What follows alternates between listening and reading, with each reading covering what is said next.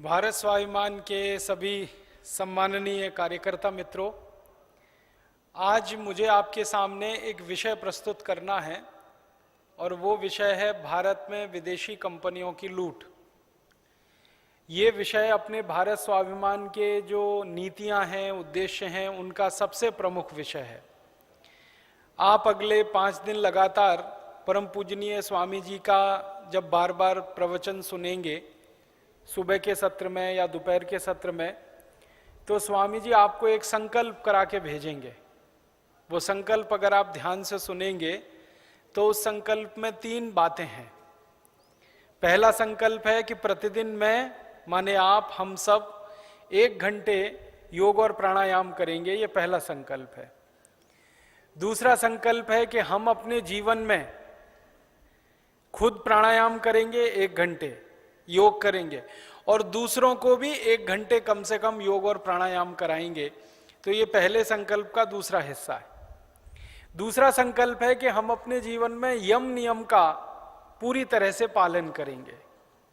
और तीसरा और आखिरी संकल्प है कि अपने जीवन में स्वदेशी वस्तुओं के उपयोग का पूर्ण आग्रह रखेंगे शून्य तकनीकी के क्षेत्र में। शून्य तकनीकी आप सब समझते हैं, जिस काम को करने में, जिस वस्तु को बनाने में बड़ी मशीनों की जरूरत नहीं पड़ती, वो सब शून्य तकनीकी। तो हम अपने जीवन में शून्य तकनीकी से बनी हुई वस्तुओं को स्वदेशी कंपनियों की ही खरीदेंगे, विदेशी नहीं खरीदेंगे। ये तीसरा और आखिरी संकल्प आपको कराया जाएगा। तो आप सोचिए कि ये हमारे संकल्प का हिस्सा है कि हम स्वदेशी वस्तुओं का उपयोग करें अपने जीवन में और दूसरों को भी उपयोग करने के लिए प्रेरित करें। तो आखिर ये एक जरूरत हमें क्यों पड़ रही है स्वदेशी वस्तुओं का उपयोग करने की अपने जीवन में और दूसरों को उपयोग करने के लिए प्रेरित करने की उनके जीवन में? ये विषय हम ठीक से समझें और हम दूसरों को समझा सकें, उस दृष्टि से मैं आपसे कुछ बातें करूंगा।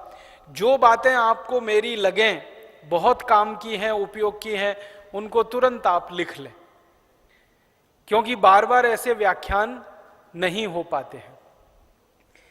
तो आप जरूर लिख लेंगे।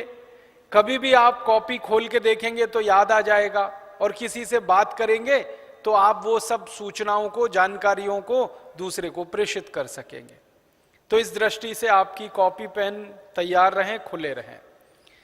भारत देश में आजादी के 62 साल के बाद हमें भारत स्वाभिमान की तरफ से या परम पूजनीय स्वामी रामदेव जी को स्वदेशी आंदोलन चलाने की जरूरत क्यों पड़ गई है, यहां से मैं बात शुरू करता हूं।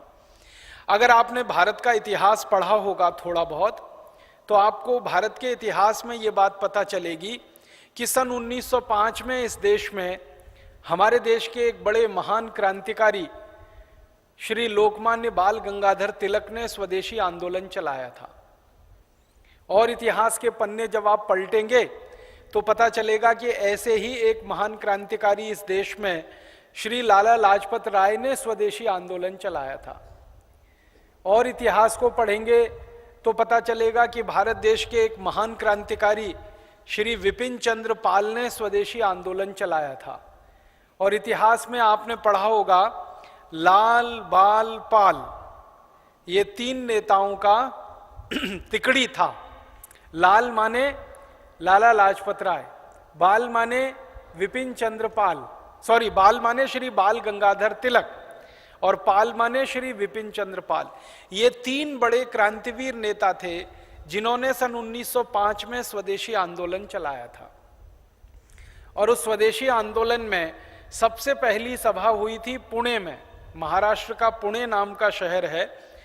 ये जो महाराष्ट्र से आए हुए कार्यकर्ता हैं, अगर पुणे के होंगे तो पुणे में एक बड़ा ऐतिहासिक स्थान है, उसका नाम है शनिवार वाड़ा।